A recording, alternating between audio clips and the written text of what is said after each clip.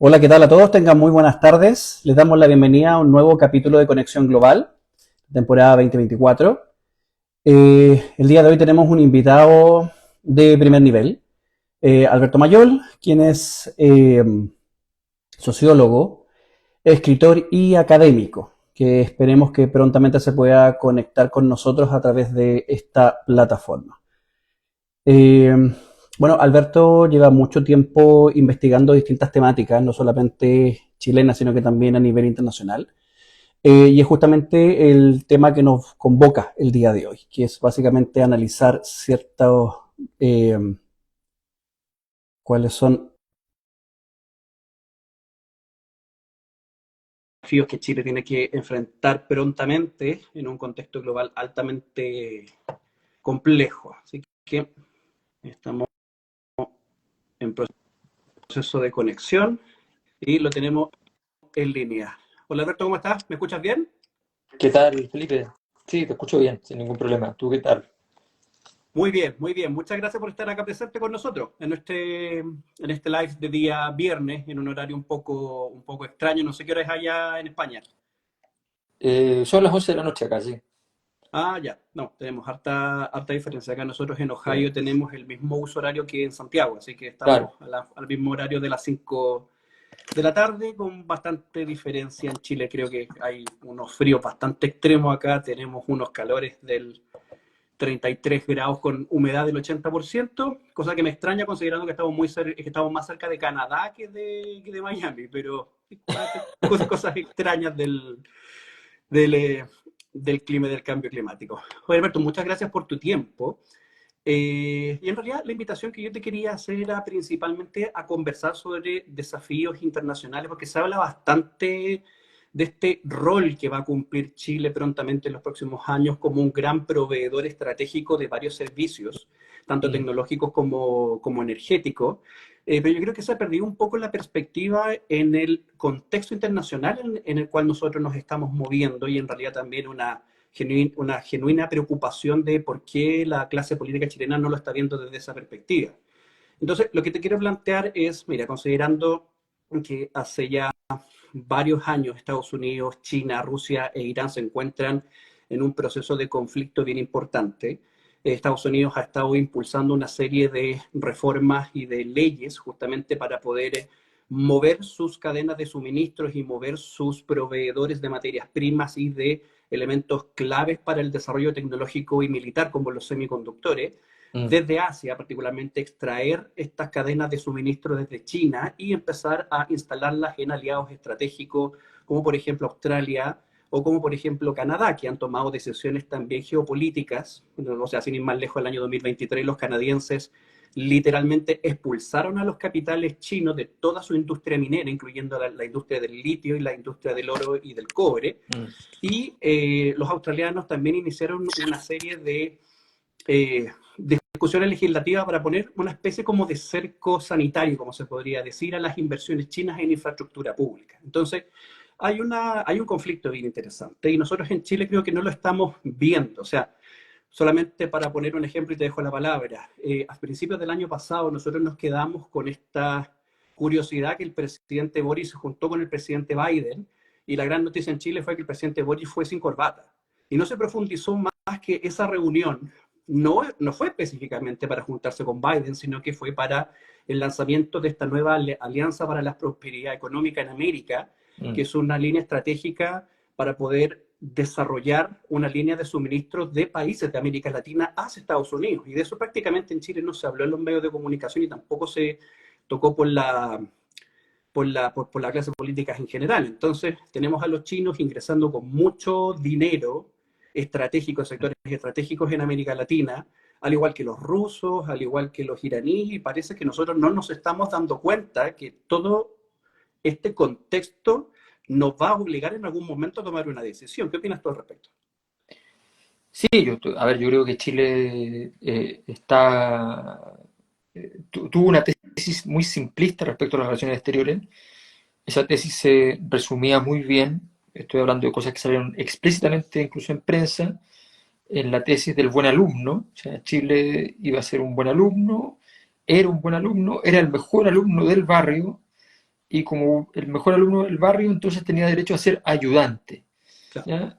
Entonces era el ayudante de los grandes países occidentales en el proceso y por tanto pertenecía a la OCDE como un país pequeño, sin grandes pretensiones, pero como un país que marcaba un rumbo para los países pequeños que querían entrar en el tránsito hacia el desarrollo nominal o sustantivo, como se quiera, pero ese tránsito Chile lo representaba. Esa tesis del país ejemplar, impecable, esa tesis no va más, aunque se quisiera, no va más. Ya, no voy a entrar en los detalles de Ujú, por qué sustantivamente no va más. No va más porque no se puede. O sea, no se puede porque este no es el país perfecto que se pintó. Es un claro. país que tuvo dos procesos constituyentes que no funcionaron. Es un país que tuvo un estallido social y un ciclo de protesta gigante entre el 2011 hasta el 2019. Claro. La crisis del sistema político está vigente hoy día, por tanto, toda esa historia que se puede contar para afuera no sirve, pero además lo más importante no es la situación de Chile, lo más importante es que el mundo ha cambiado mucho desde que Chile era el mejor alumno hasta hoy. Eh, Hoy Claro. día, objetivamente, cuando Chile era el mejor alumno, Estados Unidos era el principal inversionista en casi todas las economías del mundo. Hoy día es China. Políticamente decimos, bueno, está bien, pero China tiene un peso económico, pero no tiene un peso político. Bueno, ya no es cierto eso.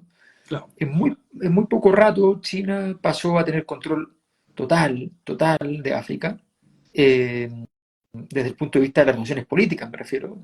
El Occidente no tiene capacidad en África en absoluto. Eh, en Medio Oriente también, en Asia ni hablar. En Australia, que tú mencionabas, Australia, la penetración de China es enorme, Mm, enorme. Y este cerco sanitario que tú mencionas se hace para resguardar además un poquito la imagen frente a los socios occidentales. Pero en realidad los australianos tienen súper claro que la cosa es con China, a tal punto que hoy día mismo, creo que hoy día o ayer, que está el primer ministro chino eh, en Australia, fortaleciendo las relaciones, lo que también despertó un par de alarmas en Chile por la relación con el litio. claro. Entonces, en el fondo hay un juego nuevo y ese juego nuevo requiere primero empezar a mirar de otra manera, saber leer el panorama del escenario y a partir de eso establecer un conjunto de políticas. Pero lo que tú dices es completamente cierto. No estamos muy lejos todavía de estar jugando el juego, de entender el juego. No sé, han ido chilenos de este gobierno, del anterior, da lo mismo, a hablar con los chinos, a acercar posiciones. Tener negociaciones con China no es algo de reuniones que tú vas 15 días, 2 días, 3 días, no funciona así. No. Entonces hay un tema Mm, cultural que no está resolviendo. Mientras tú no pongas 2.000 estudiantes chilenos en China en el año, ¿ya?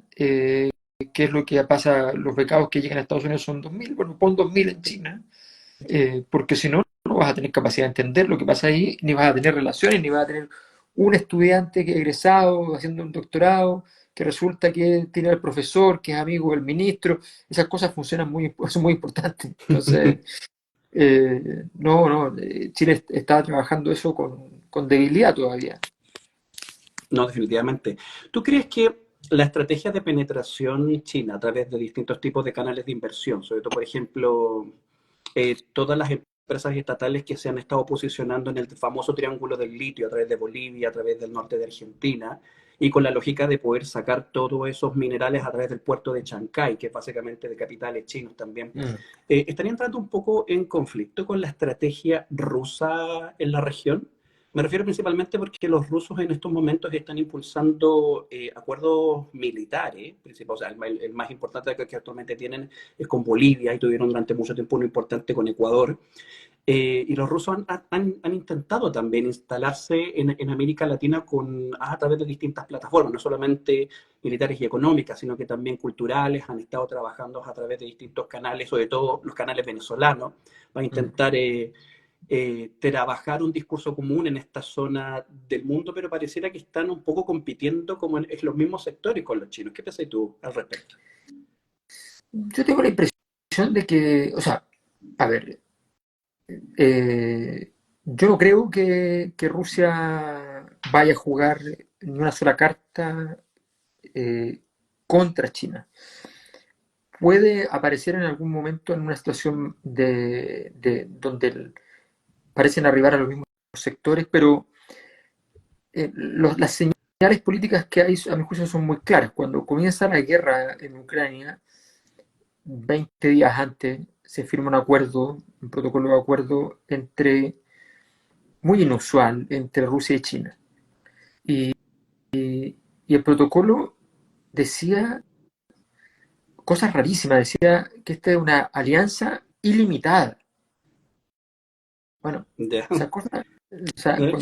cuando tú ves palabras así altisonantes en una declaración política, digamos, diplomática, 20 días después hay una guerra y China no sale a decir, oye, no, qué mal, qué situación más terrible. ¿Ya? Efectivamente. Debo entender que, eh, que China está de acuerdo. Cuando la economía rusa no cae con las sanciones de Occidente, yo me imagino que detrás de eso hay una economía fuerte sosteniéndolo. Mm. Eh, de hecho, la situación de la moneda rusa en este momento es mucho mejor que en los últimos 5 o 6 años. Y quizás me quedo corto. Eh, entonces, mi impresión es que hay una situación eh, táctica que es común en todo caso. Mi impresión es que entre Estados Unidos y China se tomó una decisión de una especie de guerra semicaliente, ¿ya? Pero con representantes, no con ellos. Ok. O sea, otros jugadores tienen que jugar el juego sucio y nosotros miramos desde afuera. Es bastante cómodo para ser país grande, digamos, Ujú. ese juego. Eh, y, y de alguna manera mi impresión es que dentro de ese plan Rusia cumple un rol. Rusia cumple un rol muy importante porque eh, a los chinos les da desconfianza ser ellos expansionistas, ¿no? Y no les gusta salir a jugar el partido fuera de la casa. Ok. Entonces, probablemente no vean con malos ojos que Rusia pueda tener un rol en ese sentido. Tengo la impresión de que en general no debieran haber choques entre esos países, ya sea porque la alianza es muy profunda, ya sea porque hay coordinación, ya sea porque finalmente tienen un enemigo común, ¿no? Claro.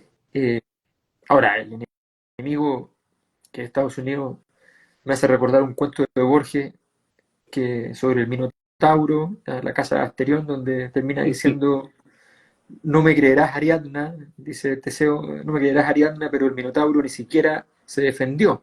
¿Ya? Claro. O sea, la situación hoy día, digamos, con el símbolo de Biden de por medio, es clarísima, pero si llega Trump es lo mismo, porque finalmente es lo que va a decir altisonantemente que hay que terminar con todas estas cosas de guerra y si Estados Unidos va a salir de todo el juego y no va a quedar ni siquiera el sheriff. Lo que queda en este Claro. momento es el sheriff y no va a quedar ni siquiera eso. Ahora, resulta interesante pensar la forma en la cual los rusos han estado trabajando bastante un proceso de instalación en América Latina y que también ha estado, no sé si decirlo perjudicando, pero sí por lo menos enrareciendo el discurso de la izquierda latinoamericana en general, más allá, por ejemplo, de las críticas que se le hace actualmente por parte de la socialdemocracia a el gobierno de Venezuela, que se ha transformado como en la gran puerta de entrada de estas potencias internacionales.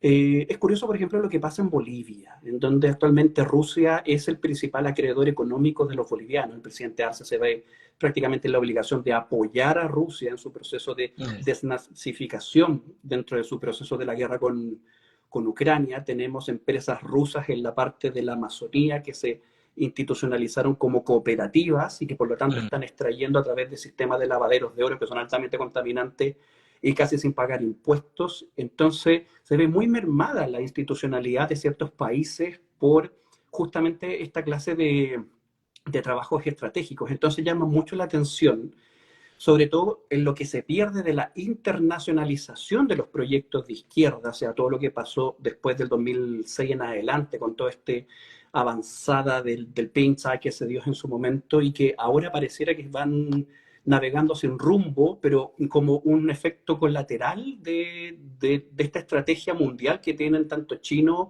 como rusos, y me atrevería a decir también los iraníes, pero en realidad tienen muchos más problemas para poder meterse dentro de América Latina, porque al ser un gobierno religioso y la tradición secular de la izquierda latinoamericana genera una barrera más o menos importante, pero eso no ha impedido que tengan tratados militares de drones, por ejemplo, con Bolivia y con otro tipo de países. Entonces, ¿cómo enrarece este contexto el proyecto universal de la izquierda en América Latina? Mira, lo que pasa es que yo tengo la impresión de que hay un problema que no tiene que ver solo con la izquierda, tiene que ver con todas las fuerzas políticas en general. La, la izquierda latinoamericana en su historia es una izquierda muy conceptual, llena de Mm, definiciones sofisticadas, miradas históricas, con mucho peso de la historia, las ciencias sociales, la filosofía, en fin. Eh, esa dimensión está fuertemente debilitada. Eh, lo último que hubo de eso fue en los movimientos de carácter más autonomista, las perspectivas sobre el populismo, la teoría del mm, acontecimiento, qué sé yo. Eh, el problema es que esa teoría, después de que tú entras en la caja de los populismos, del acontecimiento, de ahí para adelante no tienes más mapas. ¿Ya? claro, Te, queda- te queda justo antes de la puerta y cuando ya se abrió la puerta ya no sabes qué hacer. Entonces al final te devuelves y vuelves a hacerlo. lo mismo. Eh, Claro, entonces hay un problema de una izquierda en general que ha perdido su capacidad de distinciones. Eh, una izquierda que le cuesta entender la trampa, a mi juicio, mortal que significa la política de las identidades. En la política de las identidades caben los nacionalismos, que pretender que puedan ser de izquierda. Hay contextos en los cuales se dio porque hubo persecución a los nacionalismos por parte de la derecha. Se entiende que haya nacionalismo desde la izquierda en países como España. Igual es un poco absurdo, pero se puede entender claro, históricamente. pero existe, Pero, claro. pero nacionalismo de izquierda, no, es como... entonces, obviamente la historia aguanta muchas cosas y muchas contradicciones que se dan en la historia. Por de pronto hay nacionalismo cristiano. ¿Ya? No se puede ser tan Claro, nacionalista y cristiano tampoco, pero bueno, pero ya está. es Porque, verdad. entonces, es complejo, pero efectivamente mi impresión es que la izquierda, al ceder al tema de las identidades, entró en un terreno muy complicado, porque entre otras cosas, eh, los estados religiosos, por ejemplo, son identidades. Sí. Porque los movimientos efectivamente eh, teocráticos se basan en identidades. Entonces, abres una puerta muy grande, muy compleja. En medio de eso, yo creo que la gran querella, en el fondo, porque la izquierda tiene, en parte de sus teorías, también esta idea de que puede haber un momento metodológico intermedio en el cual se tolere, por ejemplo, el autoritarismo, Ya. ¿ya? Bueno, la dictadura del proletariado, por decirlo Ujú. marxistamente. ¿Ya? Entonces, no es tan extraño que eventualmente haya una cierta tolerancia a cierto tipo de gobierno, pero la gran pregunta es la siguiente. Detrás del plan de China y la alianza con Rusia hay una teoría, que es la teoría del mundo multipolar. Claro, ¿Ya? sí. Y esa teoría del mundo multipolar significa que en cada territorio como Sudamérica, por ejemplo, debiera haber una especie de estructuración de un polo. ¿Ya? En ese contexto, la pregunta es, ¿ese polo va a ser estructuralmente dependiente o va a ser efectivamente un polo de desarrollo propio? Eh, Ese es un punto muy, muy importante, porque si finalmente América Latina sale de una situación de dependencia respecto a la matriz norteamericana Ujú. para entrar en una matriz de dependencia con otros países, de dependencia política y o económica, Económica. y eventualmente militar, la verdad es que es de lo más inconveniente porque si hay si hay algún conflicto a control remoto que hayan de tener esas grandes fuerzas, lo más cómodo para varias de ellas va a ser hacerla en América Latina. Entonces, la verdad es que no es una buena noticia. ¿Ya? Yo creo que ahí hay una necesidad de que América Latina sea capaz de nuevamente despejar. O sea, ¿cuántos de las cosas de cierto tipo de criminalidad que está ocurriendo en América Latina, eh, algunas cibernéticas, otras no, otras ya directamente en terreno, digamos, Ujú. eh, ¿cuánto de ello tiene que ver con estructuras que están más allá, ¿ya?, del conocimiento de los países latinoamericanos, de su servicio de inteligencia? O sea, hay mucho que hacer para poder jugar un partido en este mundo, y mi impresión es que estamos todavía bien lejos, todos los países. Tú mencionabas el caso boliviano, que todavía nadie sabe de qué se trató el golpe. Claro. O sea, Fue y golpe, cuando, autogolpe, no tan golpe. mira, Fue muy extraño. Muy, muy mira, extraño. hay una cosa que en los servicios de inteligencia se enseña, que lo más importante de una buena operación política es que al final de la operación política, no se sepa qué pasó. Claro. ¿Ya? Y, y esto, capaz que no sea una operación política, pero igual no se sabe, no se entiende lo que pasó. No, no, sí es verdad. A mí me llama mucho la atención también cómo se han ido de manera sistemática chocando, porque después de los gobiernos autoritarios de los 80 y de los 90, incluso después de gobiernos de los clásicos populismos, como se llamó, por ejemplo, al de Mena, al de Fujimori, o cosas por el estilo, se supone que la izquierda latinoamericana construyó un discurso y también construyó un proyecto político en base al sustento de los valores democráticos. Eso es lo que han vendido por los últimos Mm. 30 años y en realidad se han sostenido en el gobierno y se han sostenido en el poder a través de ese discurso. Entonces ahora, como dices tú, llegan estas nuevas potencias que ninguna de las tres, ni los chinos, ni los rusos, ni los iraníes, son regímenes democráticos. Entonces, claramente, entran en una contradicción que llega a ser hasta vital en el momento de poder establecer posiciones, por decirlo así, en esta tesis del mundo multipolar. Y aparte también cabe la pena preguntarnos entonces quién va a ser el gran líder de este polo, o sea, quién va a ser el gran líder de América Latina, no solo de Sudamérica. Ahí automáticamente entran tres países por su tamaño, importancia económica y por la cantidad de habitantes, que son Brasil, Argentina y México, pero en realidad yo Mm. no veo ninguno de los tres, no solamente actual, no, en la actualidad, sino que también con una proyección institucional para tomar un liderazgo de esta naturaleza. Tal vez el que tiene un poco más de desarrollo internacional podría ser Brasil, o sea, yo relevo la capacidad militar que ha tenido de poder contener las ansias de Nicolás Maduro de invadir Guyana, porque básicamente ahí lo que están deteniendo es la movilización de militares brasileños más que la amenaza de que venga la Commonwealth a salir a defender en masa este pequeño país petrolero ahora en Sudamérica, pero cabe la duda, o sea, si nosotros supuestamente la izquierda desarrolla un proyecto democrático, ¿qué país va a ser el gran líder de este proyecto democrático? Y también cabe preguntarse qué tipo de democracia se espera en este nuevo mundo multipolar. Sí, lo que pasa es que yo tengo la impresión de que la expectativa de un mundo democrático es algo que, por las razones que sean, eh, se mantiene como un discurso, pero se dejó de lado ya como expectativa real. Mi ¿Mm? impresión es que eh, nosotros pasamos de un intenso Nuevo Testamento a un prólogo del Viejo Testamento.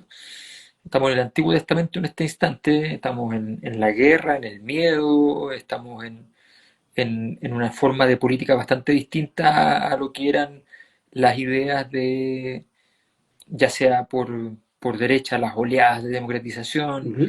por izquierda, lo que se decía por Jürgen Habermas, por ejemplo, sobre una constelación postnacional basada fundamentalmente en dos grandes valores, no solo operaciones, sino que valores como el valor de la democracia y los derechos humanos.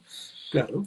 Mi impresión es que eso está cada vez más lejos, y que estamos en una época donde el partido que se juega muy rudo, ¿ya?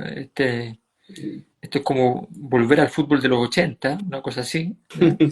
Y casi Eh, sin tarjeta, ¿ya? Casi sin tarjeta y además con las oficinas llenas de situaciones medias anómalas que ya también ocurrió en esta Copa América, así que entonces, Es verdad. entonces yo creo que todas esas expectativas de un mundo simple, feliz, donde el bien triunfe sobre el mal, qué sé yo, esa política más Disney, ¿ya? Ujú. La verdad es que está muy lejos, está muy lejos. Y lo peor de todo es que en la lógica de leer la política al estilo de Disney que tenemos en Occidente en general, Claro. no nos damos cuenta de la magnitud del fenómeno. No, definitivamente. Y en este contexto, ¿tú crees que Chile, que supuestamente se va a posicionar como un gran proveedor internacional estratégico de energías limpias y cosas por el estilo, nadie se ha hecho la pregunta, ¿a quién le va a vender Chile esa energía en el futuro? Si se la van a vender exclusivamente a los chinos, si se la van claro, porque, o sea, para que la gente, los que están conectados, para que entiendan, por ejemplo, un contexto, a finales del año 2022 se aprobó acá en Estados Unidos una ley que se llama la Ley de Reducción de la Inflación, que básicamente es un nombre rimbombante simplemente para poder establecer una serie de subsidios de Estados Unidos a empresas que desarrollen cadena de valor en América Latina, o sea, para no depender del mercado asiático y particularmente de los chinos. ¿Pero qué significa eso? Significa de que si una empresa toma los fondos que vienen de esta ley, no puede vender ninguno de los productos que vaya a producir a un país que no sea Estados Unidos o alguno de sus aliados. O sea, Estados Unidos, Canadá, Australia y la Unión Europea son sus clientes. Por lo tanto, excluye inmediatamente a los chinos. Y lo mismo sucede, acordarme, por ejemplo, en esta problemática que ha tenido el gobierno del presidente Boris de instalar esta planta de creación de cátodos de litio con fondos chinos. Esta ley prohíbe que estos cátodos sean vendidos a Estados Unidos. O sea, por lo tanto, hay una exclusión mutua, hay una exclusión en tecnología, hay una exclusión en cadenas de valores de productos básicos para el desarrollo tecnológico, cobre, cobalto y para qué decir la energía. Y a mí me preocupa como que nadie se ha preguntado a quién le vamos a vender. Nosotros queremos ser una gran potencia energética, pero nadie se ha preguntado a quién le vamos a vender en el futuro esa energía y bajo qué estrategia. A ver, mira, lo que tú planteas es súper cierto. El problema es el siguiente. Eh, Preguntémonos por qué Sebastián Piñera en su gobierno, una persona que sabe muchísimo de negocios, que tomaba muy buenas decisiones comerciales y que entendía el juego de los intereses empresariales perfectamente, no necesitaba un asesor, no necesitaba nada, eh, ¿por qué no tuvo plan respecto a esto? Y mi respuesta es que sí tuvo plan, pero le falló. Ya, es interesante. ¿Eh? No sé cuál era el plan, pero el plan incluía a China, ¿ya? Perfecto. Por supuesto, más porque era lo lógico, o Mm, sea, no se puede jugar este juego sin China, así que ya. no estoy haciendo un juicio al respecto. Son otras personas en Chile las que como que ven, le dicen, no, que eh, eh, con China tenemos relaciones por necesidad. Bueno, por necesidad los No, chinos no tienen ninguna necesidad de nosotros, no, para nada. así que mejor empezar a hacer negocios por otras razones más normales, ¿ya? Y más altas en términos de relevancia. Yo creo que, porque eso es lo único que puede dar explicación de que haya terminado un gobierno, una persona que se preocupaba mucho de los temas de plata, y nos Ujú. encontráramos con la sorpresa, supuestamente sorpresa, de que el litio era lo que era, ¿ya? Chao. Eh, Chile viene con un precio del cobre eh, en la órbita de los $3 hace más de una década, ¿ya? Eh, solo por molestar, digo, ¿Cómo le habría ido a Pinochet en el plebiscito si tenía $3? Sí, si veía $3, no, hay muchos, hay Entonces, hay mucha rememoranza actualmente. Bueno, eso lo podríamos conversar después en otro live, cómo entonces, se ha empezado a echar de menos o ha resurgido el discurso de una figura autoritaria en Chile sí, po. que ponga el orden, pero claro, sí, ha Entonces, sido claro, más, pero lo que te quiero decir es, en el fondo hemos tenido un super ciclo del cobre permanente, mientras tanto las ciudades mineras están peor que hace 15 años. sí, Eh, entonces, la pregunta es doble. ¿Tenemos un plan de negocio para lo que viene en Chile, siendo Chile, según Bloomberg, el país en términos de conteo de dólares, el país más atractivo, ¿verdad?, para invertir en la transición mm, energética? O sea, estamos hablando no de como proporción del PIB, no, en no, plata en absoluta, plata, claro. Mm. considerando los minerales, considerando el potencial de eólico, el potencial solar, considerando todos esos elementos. eh, bueno, Chile es el primer lugar del mundo en plata. ¿Qué estamos haciendo para convertir esa plata, que es teórica, potencial, en plata real? Real. ¿Y qué estamos haciendo para que esa conversión en plata real se convierta a su vez en desarrollo y en un modelo de desarrollo dentro de Chile? Esas dos cosas son fundamentales y para eso requieres además una integración entre el modelo de negocio que tú vas a definir y el modelo de relaciones diplomáticas que vas a establecer. Y cómo Chile va a sacarle un buen precio a esa oportunidad sin llegar al punto de generar condiciones en las cuales te empiecen a mirar con cara de que es agradable que eres, mejor te sacamos lo que no podemos obtener. Claro, ¿Eh? Porque países ricos eh, como Kuwait pueden terminar como Kuwait, ¿me entiendes? sí. Entonces en el fondo hay todo un juego que Chile no está jugando. A mí lo que me preocupa son estas cosas, es decir, como se presentaron 80 empresas, ¿ya?, para los CEOL, para los contratos especiales de operación del litio. Claro. Eh, Se presentaron más de 80 empresas internacionales, súper buenas estadísticas, que sé yo, fantástico, maravilloso, no tengo pero increíble. Pero esas empresas se presentaron recién para presentar credenciales. No estamos hablando de proyectos, ¿no? Claro. O sea, estamos hablando de credenciales y no estamos hablando todavía de cuántas de esas se presentaron porque se tienen que presentar, tienen que tener abierta cancha en uno de los países con más litio y con mejor litio en términos de extracción en el mundo. Claro. Bueno, pero no son empresas que vayan necesariamente a invertir, o que vayan a invertir de una manera tal que sea un atractivo, una inversión atractiva para efectos del país, para efectos de Chile. O sea, una empresa que va a invertir $300 millones no va a ser la que te va a cambiar la historia. No, para nada. Eh, Vas a necesitar en el fondo otro tipo de plantas, otro tipo de situaciones. Vas a ser el principal país de esas empresas, o vas a ser un país secundario. En fin, todo eso está por verse. Yo tengo la impresión de que, para ser bien honesto, más allá de que hayamos tenido un poquito de suerte, eh, la verdad es que no creo que estemos muy preparados todavía para llevar a cabo esto adecuadamente.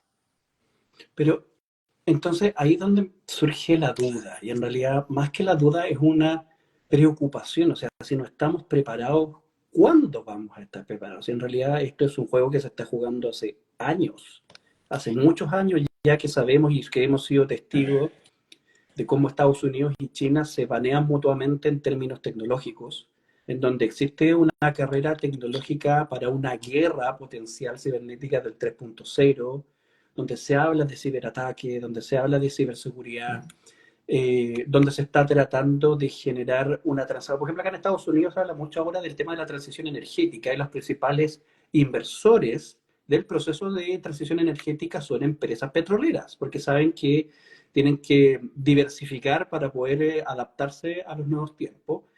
Eh, pero en Chile parece que nadie se da cuenta que en realidad la transición energética no es por un tema del cambio climático, o por lo menos no desde una perspectiva principal, Mm. es por una razón geopolítica, es como una cuestión geoestratégica. Y repito la pregunta, entonces si nosotros en Chile tenemos un préstamo internacional del Banco Interamericano del Desarrollo para proyectos de hidrógeno verde en Punta Arenas, con la finalidad de poder desarrollar plantas y para poder tener la capacidad también de almacenamiento, lo que se busca es que exista la capacidad de almacenar para vender. O sea, que se pueda vender, que se pueda encapsular esta energía en contenedores y que esos contenedores puedan ser distribuidos a muchas partes del Mm. mundo.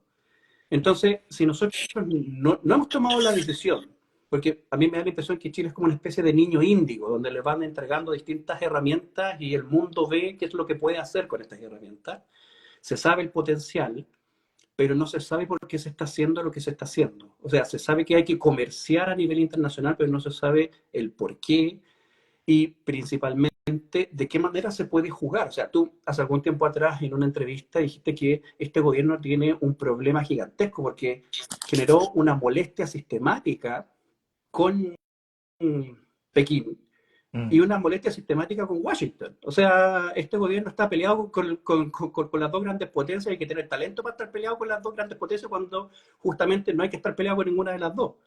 Entonces, ¿cuándo tomamos la decisión de desarrollar efectivamente y generar el vínculo y no seguir dando palos de ciego en que sí, es importante los proyectos, es importante la inversión extranjera, pero ¿para qué? ¿Cuánto nosotros nos vamos a plantear la pregunta del para qué? Y desde una perspectiva geopolítica, no solamente porque necesitamos desarrollar el país. Claro, lo que pasa es que cuando tú defines, a ver, los países les gustan dos tipos, a los países grandes les gustan dos tipos de países chicos. Los países que tienen muy claro lo que van a hacer y que ¿Ya? cuando tú le preguntas algo tienen una respuesta concreta, clara, predecible. Con esos países tú puedes tomar la decisión de si vas a trabajar o no vas a trabajar de inmediato porque vas a ver qué es lo que hay. Claro. ¿Entiendes? De qué se trata. Y lo otro que les parece muy bien son aquellos países que están, que son sumisos, que tú le apretás un par de tuercas y se ponen a gritar inmediatamente y ceden y qué sé yo. Entonces tú juntás a 10 alguaciles de unos condados de Estados Unidos perdidos, salen diciendo que los chilenos son unos ladrones, Claro. armaste un lío con la visa Wilder y entonces terminas con un país que está dispuesto a negociar cualquier cosa con tal de que no le quiten una visa. No, y ¿Ya? que básicamente se hizo, que fue el acceso del FBI al sistema de control y que ahora todos los chilenos vamos a tener que escanearnos el iris. Claro, Bueno, para la gente que no para la gente que no está viendo, cuando nosotros entramos actualmente en Estados Unidos, no nos revisan el pasaporte, a mí me escanean la cara. claro, Y solamente con escanearme la cara sale toda mi información, mi tipo de visa, cuánto tiempo puedo estar en Estados Unidos, todo en la pantalla de la persona. No revisan ya los documentos, es todo biométrico. Entonces, claro, por la visa waiver entregaste la biometría de todos tus ciudadanos, exacto, básicamente. exactamente. Y todos esos pequeños detalles, ¿ya?, revelan de que tú eres un país que está hoy día sometido a... Entonces, se enojaron, no se enojaron, se molestaron. Si tú estás sometido a eso, no vas a tener ninguna capacidad de negociación. Porque se te va a caer la negociación con uno a medida que hagas la negociación con el otro. Si tú tienes un plan de trabajo, tienes un librito bien escrito que dice, mire, estos somos nosotros, así trabajamos, esto es lo que no hacemos, esto es lo que sí hacemos, queremos una relación con tales de tal manera, con tales de tal otra manera, queremos todo, queremos relaciones culturales más fuertes con aquí que con allá, queremos esto. Cuando tú tienes claro eso, eh, los otros países van a saber con quién están hablando. Y, y al principio se pueden molestar, pero cuando pasan 3 4 años y dicen, bueno, en realidad estos tipos son consistentes, ¿ya? Tienen litio, tienen sol, tienen hidrógeno verde, tienen viento. La verdad es que Probando de todo. Sí. nos conviene estar articulados con ellos, ya está, hagámoslo. Y lentamente tú vas modificando los problemas y los vas transformando en un cúmulo de virtudes. de eso se trata, y yo creo que eso de lo que estamos hablando no se hizo en ninguno de los gobiernos anteriores. Eh, y mi impresión es que tampoco vislumbro que el siguiente gobierno lo vaya a hacer. Yo veo a Chile súper perdido, o sea, Mm, como que le- se cayó el plan A que tenía Chile desde hace 30 40 años, y ¿ya? no hay plan Y, B. y no hay plan B, no hay un plan, y no hay un plan de continuidad del A por último, de decir, mira, sabes que vamos a continuar con este, Claro. pero, pero de una no parece ser viable. No, definitivamente. Y hay un problema también como de posicionamiento en el largo plazo, y eso yo creo que es un tema no menor, porque la proyección de los gobiernos lamentablemente se ha ido atomizando, eh, de tratar de ver cómo evitar que suban las cuentas de la luz, más que de proyectar algún tipo de desarrollo geoestratégico en una región o sea, que todo el mundo dice, no solamente nosotros, lo dice todo el mundo, que va a ser una región altamente impulsada por estrategias, y nosotros no tenemos estrategia para poder Mm. comentar la estrategia, para poder trabajar la estrategia, y eso, sin lugar a dudas, es preocupante. Ahora, a mí me gusta bastante el proyecto que tú estás desarrollando con Joaquín Lavín, que está mucho más focalizado a poder rescatar la necesidad de llegar a acuerdos, a mínimos comunes, por lo menos en proyectos y en temas que sean relevantes a nivel nacional, sobre todo en términos energéticos, los proyectos verdes y cosas por el estilo. ¿Cómo te ha ido con eso? ¿Te ha ido bien? ¿Te ha ido mal? Al principio dijiste que te había costado bastante poder justificar, comillas, hacer eso, o sea, como poder cruzar el río, que en realidad en una época de alta polarización política, llegar a puntos en común con la persona que piensa distinto, se ve como una rareza y no como la norma. No, y además que tú tienes que ir limpiando la situación, tú tienes que ir viendo, mira, en realidad esto, en qué medida es tan importante y entonces hasta dónde, qué es lo que yo quiero salvaguardar cuando digo que quiero salvaguardar la X cosa al nivel tanto, en la política pública tanto. Claro. Cuando tú te piensas en cada una de esas cosas, dices, no, es que esto es muy importante, pero ¿por qué es importante? Entonces ir limpiando la conversación es difícil. Eh, Nosotros trabajamos un buen rato hasta que de repente nos dimos cuenta que estábamos llegando a algo más interesante. Y ahora estamos en una etapa 2.0 en el cual eh, estamos, nos han escrito, no sé, 200 personas para armar mesas de trabajo en ciertas áreas temáticas. Eh, Estamos viendo cómo organizar eso para que sea algo viable. Eh, disponer de tiempo No es no es fácil, fácil. es un bien Entonces, escaso, un claro, bien muy escaso.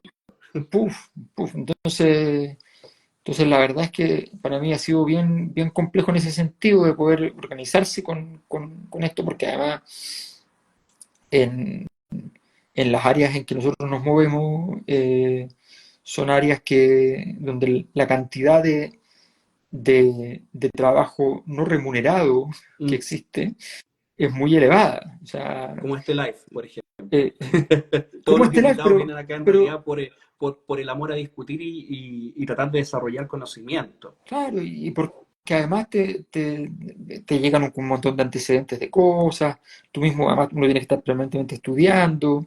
eh, entonces la verdad es que es bastante complejo, eh, y sin duda creo que en ese sentido hoy día estábamos hablando con ya un equipo de gente que se armó como para coordinar todas estas tareas, y que se capacitaron con un medio, una plataforma de comunicación que vamos a usar, que es de creación de un emprendedor chileno, así que vamos a Ah, probarla. buenísimo. Y, y la verdad es que vamos a avanzar con eso y vamos a ver cómo nos va. Yo tengo la expectativa eh, más simple de todas. La expectativa es que de ahí salgan varias cosas, de las cuales dos o tres tengan algún valor para efectos de que las tome el sistema político y las utilice. Claro, que sean Eh, insumos. ¿Ya? claro, o sea, por ejemplo, cuando yo escribí la columna en enero sobre Peso Pluma, tenía el interés de que efectivamente se instalara una especie de doctrina respecto a lo que era el uso de los bienes públicos y los fondos públicos a la hora de De desarrollar relacionarse la narcocultura. con la Sí, es verdad. narcocultura o De con hecho, el crimen. yo ocupé tu columna acá en una clase de globalización para América Latina para trabajar el tema del narcotráfico en la penetración de las instituciones públicas en América Latina. En Claro, realidad hay mucha gente que la encontró bastante buena, porque en realidad era una contradicción estatal hacer una guerra contra el narcotráfico y al mismo tiempo financiar con recursos públicos eh, el desarrollo y la expansión de la cultura del narcotráfico. exacto. Entonces, estoy muy contento porque la semana pasada la Contraloría General de la República fue y estableció como un criterio para el objeto de los festivales municipales, como un criterio que esta interpretación a la que yo había llegado, considerando que Ujú, existen principios que están unos en contra de otros, porque está el claro. tema de libertad de expresión, porque está el principio de legalidad, porque hay un conjunto de elementos que están en juego y que pueden chocar. Pero finalmente la Contraloría efectivamente fue y confirmó la tesis de que eso no es posible. Creo que ese tipo de cosas que son a veces, en este caso, es un aporte de la forma en que se debe leer en términos del derecho administrativo, digamos, el funcionamiento de este tipo de instancias, de eventos, van estableciendo ayudas para que finalmente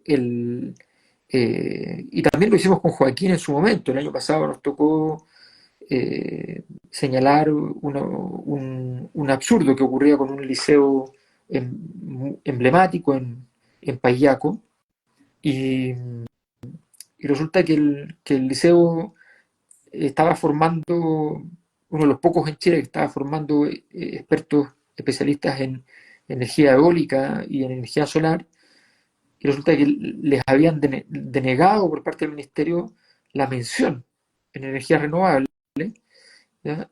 Y lo Porque sacaban no se como, ajusta al currículum. eh, lo sacaban como, entonces estudiaban eso, pero lo sacaban como electricista, ¿ya?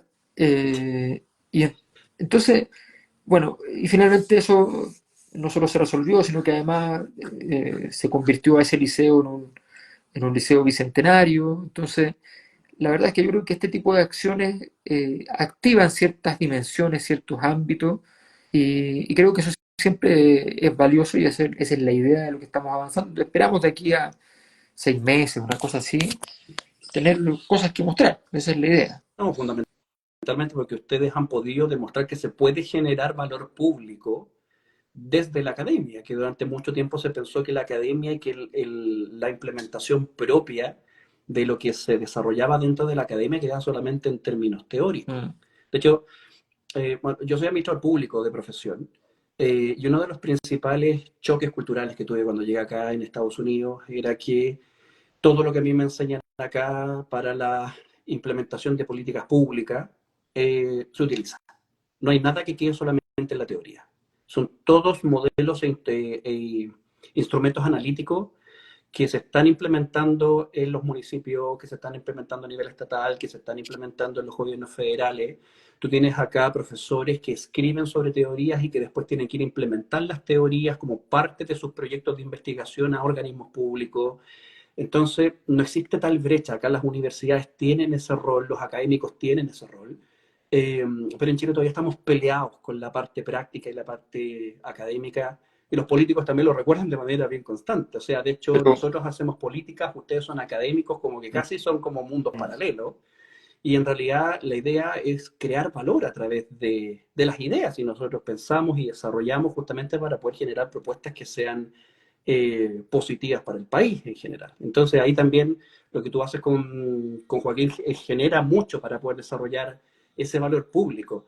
Oye, estamos llegando ya a la parte final del programa. Yo te quería hacer una pregunta eh, que es un poco candente, pero que hay que hacerla, volviendo un poquito al escenario latinoamericano. A finales de este mes son las elecciones en Venezuela.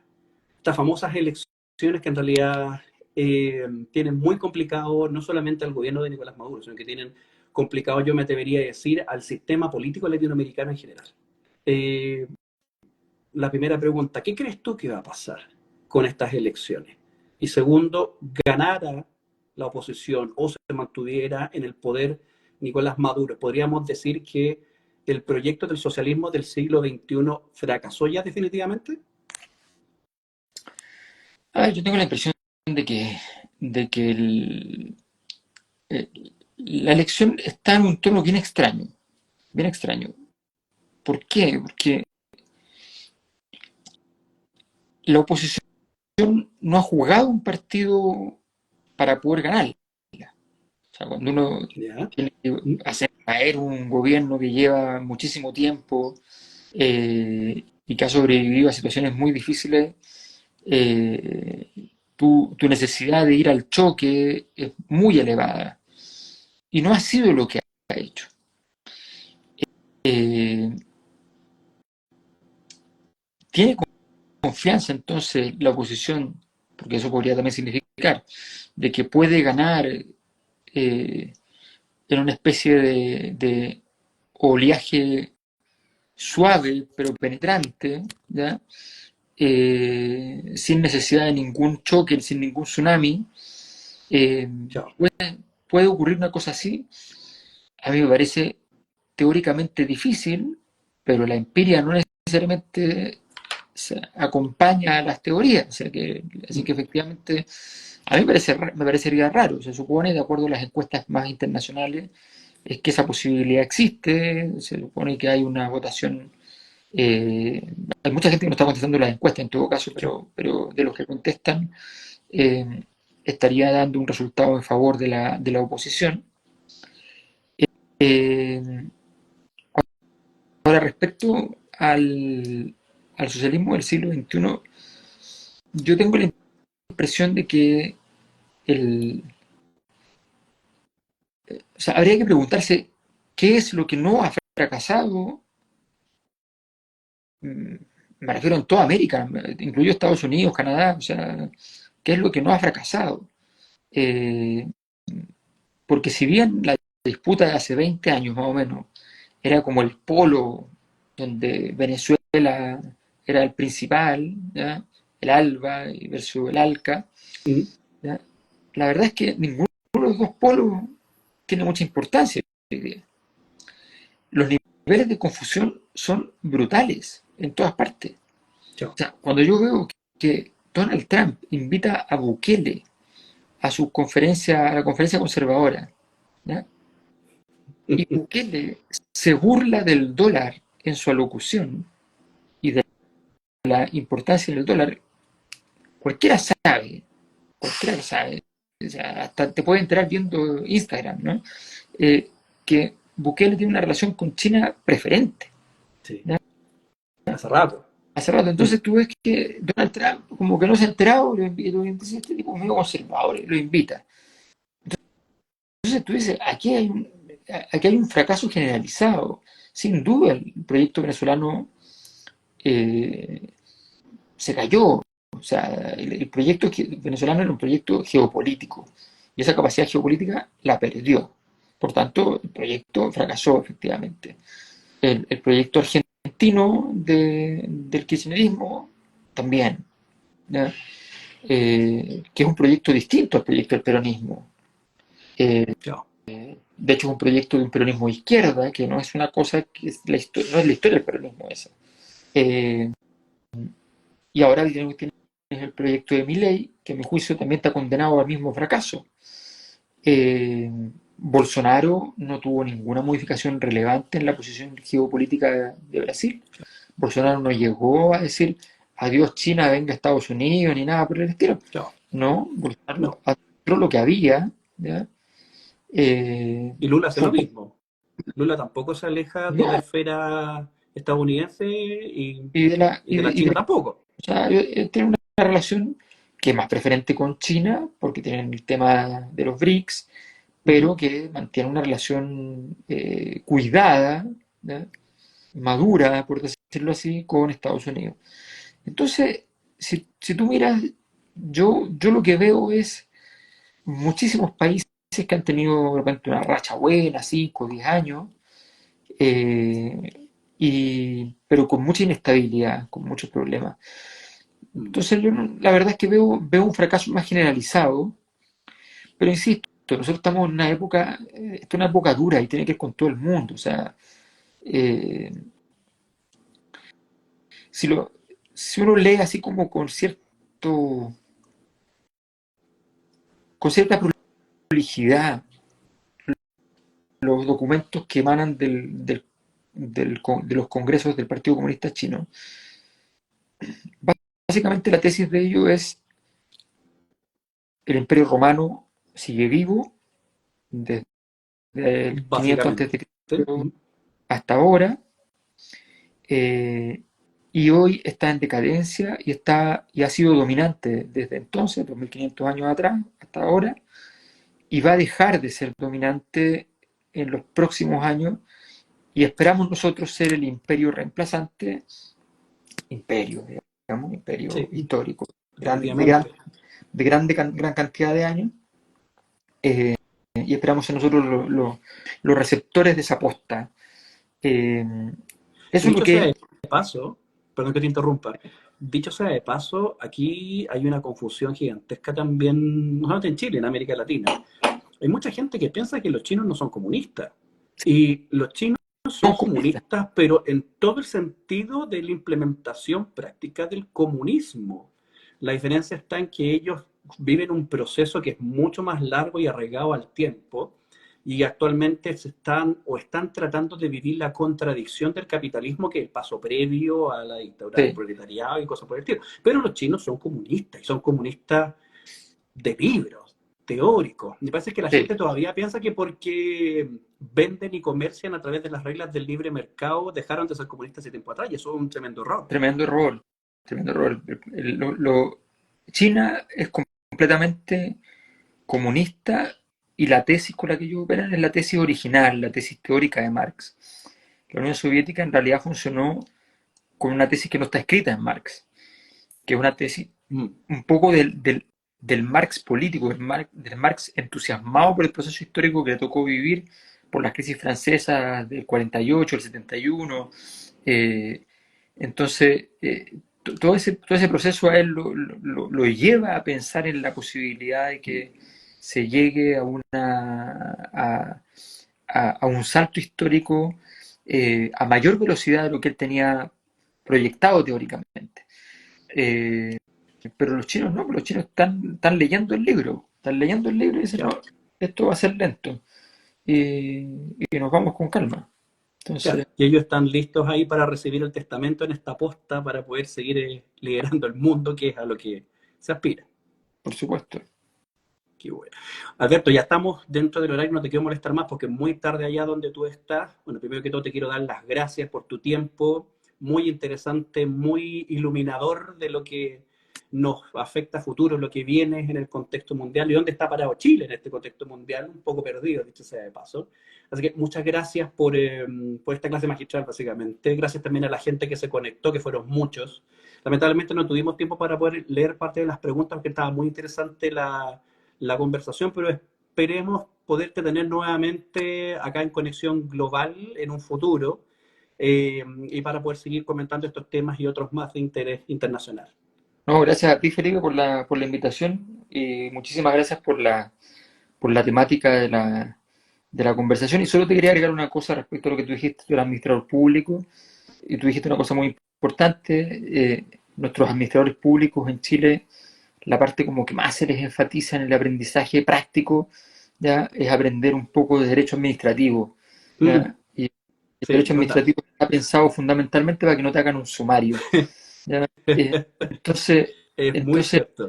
y eso te genera un sistema De de desconfianza. acción en las políticas públicas basado en el freno de mano. ¿ya? Y obviamente eso no es lo que se necesita hoy día, así que No, es importante. bajo ninguna circunstancia. Imagínate que nosotros acá en el semestre pasado estábamos viendo cómo iba a ser el proceso de implementación de inteligencia artificial para poder mejorar los procesos productivos y el proceso interno de toma de decisiones a través de asistentes virtuales para que la gente pueda pedir, por ejemplo, sus beneficios del seguro social a través de los celulares. O sea, eso es lo que Exacto, estamos viendo acá. Y en exacto. Chile seguimos viendo procesos administrativos. Hay muchas cosas que están, que en términos de funcionamiento en Chile, en términos de digitalización, están muy buenas, qué sé yo, pero yo creo que es importante que nos demos cuenta que se requieren hoy día políticas públicas de mayor calidad y eso es un desafío para los administradores públicos, para los evaluadores de proyectos, en fin, que son bien, bien importantes. Así que nada, por eso quería hacer un apunte respecto a la formación de los No, administradores completamente. públicos. Y se agradece, porque yo sé que tú también durante muchos años fuiste profesor en la ahora Facultad de Gobierno. En mis tiempos era solamente Instituto de Asuntos Públicos, de que cuando yo estudié allá. Pero, Eh, y sí, nada. hay tuvo una historia de cuando se pasó a llamar Instituto de Asuntos Públicos, que tengo mucho que ver con esa historia, algún día te contaré. No, no, o sea, y lo más probable es que tengamos puntos en común. O sea, cuando yo era muy chico, pues yo entré años después cuando ya era Instituto de Asuntos Públicos, pero todavía estaba ahí el conflicto cuando se fusionó con el Instituto de Ciencia Política, el Departamento de Gobierno. Tiene su historia, De esa tiene su época me historia. refiero yo, pues Ah, ahí fue en donde esa época de fusión. ahí tuve No, tenemos que un sí, papel no, hay protagónico en harto ese. que pelar, harto que pelar. Alberto, muchas gracias por tu tiempo, muy entretenido todo. Esperamos tenerte en otra ocasión acá en Conexión Global. Muchas gracias a la gente que se conectó también. Y si Dios quiere, nos estaremos viendo la próxima semana. Así que estamos en contacto. Un abrazo gigante a todos. Muchas gracias. Gracias, Nos Felipe. estamos viendo. Chao, chao.